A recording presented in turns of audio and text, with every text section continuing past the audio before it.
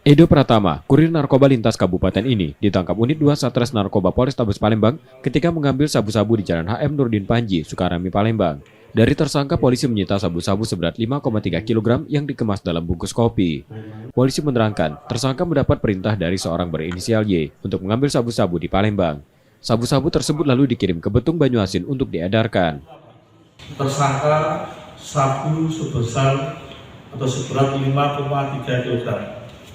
Saat ini sudah kita kembangkan terhadap tersangka maupun beberapa barang bukti yang saat ini kita amankan.